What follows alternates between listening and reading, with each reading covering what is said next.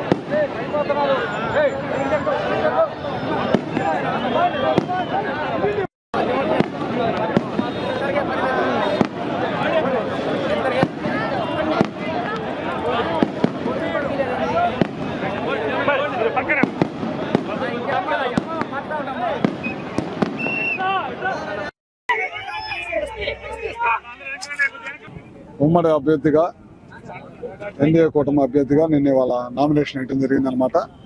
ముఖ్యంగా మీ అందరికీ తెలియదు కాదు, గత 4 సార్ల నుంచి ఎమ్మెల్యేగా పోటీ చేసి గెలిచాను. ఇది 5వ సారి నామినేషన్ వేస్తా ఉన్నాను. నా ప్రజలు, అద్దంకి నియోజక ప్రజలు నమ్మకాన్ని ఏమాత్రం కూడా ఒమ్ము చేయకుండా ఖచ్చితంగా నిలబెట్టుకుంటాను. అదేవిధంగా నాతో పాటు ఇవాళ నామినేషన్లో వేలాదిగా వచ్చేసిన నియోజక ప్రజలందరూ కూడా పేరు పేరున నా ధన్యవాదాలు తెలియజేసుకుంటూ, మా నాయకుడు చంద్రబాబు నాయుడు గారు, అదేవిధంగా పవన్ కళ్యాణ్ గారు, బీజేపీ నాయకులు మోడీ గారు నాయకత్వంలో ఖచ్చితంగా రాబోయే రోజుల్లో ఆంధ్ర రాష్ట్రంలో చంద్రబాబు గారి నాయకత్వంలో ఖచ్చితంగా 175, 160 సీట్లు కొడుతుంది. అట్లానే కేంద్రంలో కూడా ఎన్డీఏ పరిపాలన 400 సీట్లతో అక్కడ కూడా మోడీ గారు గెలుస్తున్నారు. రాబోయే రోజుల్లో ఈ దుష్ట పరిపాలన అంతమించి మంచి పరిపాలన వచ్చిందని చెప్పి ఆశిస్తూ సెలవు తీసుకుంటా ఉన్నా.